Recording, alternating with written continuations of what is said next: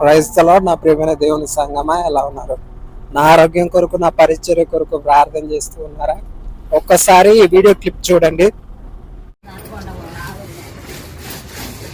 అమ్మా, ఏం పేరు నీ పేరు? అమ్మా, చర్చికి వెళ్తుంటావా? ఎవరు మీ పాస్టర్ గారు? అమ్మా అమ్మా అమ్మా మీరు నెలకి ఎన్నిసార్లు వెళ్తారు చర్చికి? వారం వారం, ఆదివారం ఆదివారం. మీకు ఎంతమంది అమ్మ పిల్లలు? వాళ్ళు వస్తారా చర్చికి? అంటే నరకానికి పోతారా వాళ్ళు? కాదు కాదు తల్లి, ఈ గడుపును పుట్టి పాప వాళ్ళు నరకానికి పోవాల్సిందా? అవునమ్మా, ఇప్పుడు చెప్పడమే నా ధర్మం, వినకపోతే వాళ్ళ కర్మం. ఇప్పుడైతే యేసుని నమ్మకపోతే నరకం అంటావా?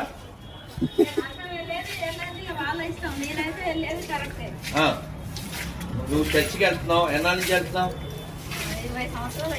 20 ఏళ్ళ నుంచి. నీ వయసు ఎంత? 40 అంటే 20 అమ్మా 50 రైట్. అయితే 20 ఏళ్ళ నుంచి వెళ్తున్నావు. అంతకుముందు గుడికి వెళ్ళేదానివి. ఇప్పుడు గుడికి వెళ్ళే వాళ్ళు, మసీద్కి వెళ్ళే వాళ్ళంతా నరకానికి వెళ్తారా? వాళ్ళ నిర్ణయం కాదమ్మా. యేసుని నమ్మకపోతే ఏమవుతుందంటావు? అంతేనా? మరి ఇప్పుడు మసీదులోకి వెళ్ళే వాళ్ళందరూ కాదు. ఇప్పుడు మేము వెళ్ళాం చర్చికి, అంట్లు కాలుతూ తోముకోలేదు అంతా పోసే చెప్పారు. మేము వెళ్ళాం, మీ నాన్న వెళ్ళాడా చర్చికి? నువ్వు బాప్టిజం ఎప్పుడు తీసుకున్నావు? 2019. మొన్నేగా 19 అంటే 5-6 ఏళ్ళు అంతే. మరి అంతకుముందు చర్చికి వెళ్ళలేదు కానీ బాప్టిజం తీసుకోలేదు. బాప్టిజం తీసుకోకపోతే ఇంకా అంత నరకమే. ఇప్పుడు మరి గాంధీ తాత బాప్టిజం తీసుకోలేదు, అంబేద్కర్ తీసుకోలేదు, సుభాష్ చంద్రబోస్ తీసుకోలేదు, నా తాత తీసుకోలేదు. నా నిర్ణయం కాదు, పర్లేదంటావా? కాదమ్మా, ఇప్పుడు యేసుని నమ్మినా పర్వాలేదా, నమ్మపోయినా పర్వాలేదా? నమ్మకపోతే ఏమవుతుంది? అంతేనా? అదే గాంధీ కూడా తప్పదంటావు. అంబేద్కర్ నరకానికి వెళ్తాడంటున్నా నిర్మలమ్మ. ఏం పేరు నీ పేరు? అమ్మ ఏం పేరేనా? నిర్మల. రిమూవింగ్ మల. యేసుని నమ్మకపోతే వలవల, విలవెల. అయితే ఇప్పుడు మరి మీకు అక్బరుద్దీన్ ఓవైసీ తెలుసా? అక్బరుద్దీన్ ఓవైసీ మన సీఎం ఎవరు ఇప్పుడు తెలంగాణకి?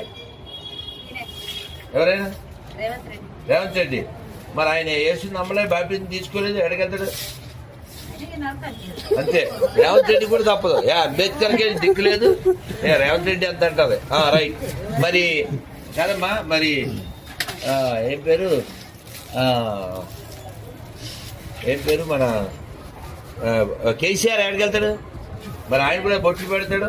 ఆయన మామూలుగా పెద్ద హిందువు, భయంకర హిందువు కాబట్టి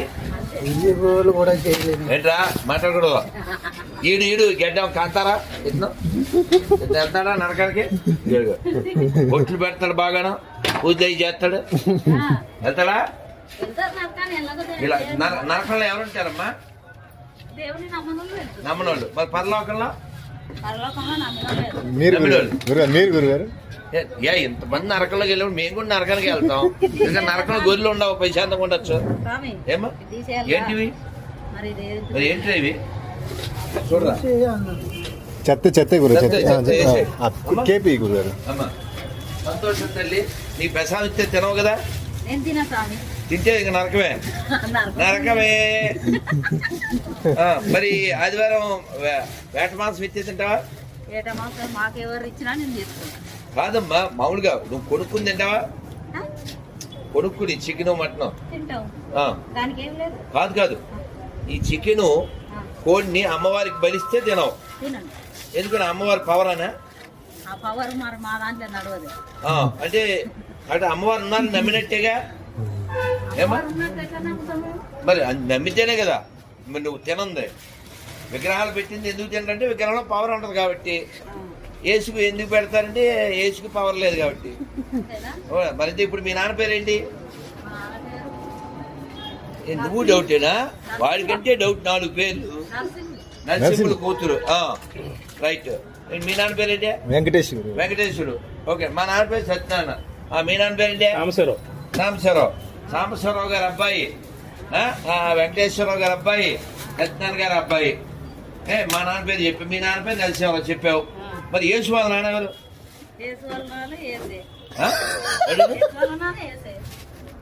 అంటే ఇప్పుడు యేసు వాళ్ళ అమ్మ ఎవరు? మరియమ్మ. అంటే మరియమ్మకి ఎవరి వలన పుట్టాడు యేసు? డిసెంబర్ 25 పండుగ చేస్తారు కదా, ఎవరు పుట్టారని? అదే ఎవరికి పుట్టాడు?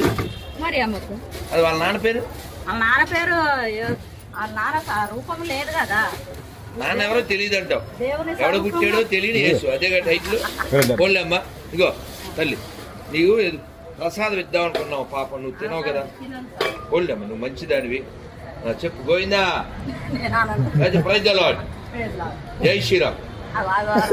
మీ నాన్న పేరేంటి? మీ అమ్మ పేరేంటి? అదే రోజు చెప్పుకో. మీ నాన్నని మీ అమ్మని తల్లిదండ్రులు సన్మానించమన్నారా?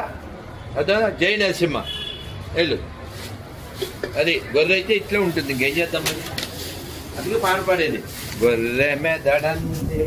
ఓకేమ్మా, అయితే రేవంత్ రెడ్డి నరకానికి చెప్తాను కలిసి. నేను చెప్పిందండి ఈవిడ జీతం ఏమో తీసుకునేది మీ గవర్నమెంట్ లో అని చెప్తాను. అది చెప్తాను, రేవంత్ రెడ్డి చెప్పాల్సిందే, తప్పదు.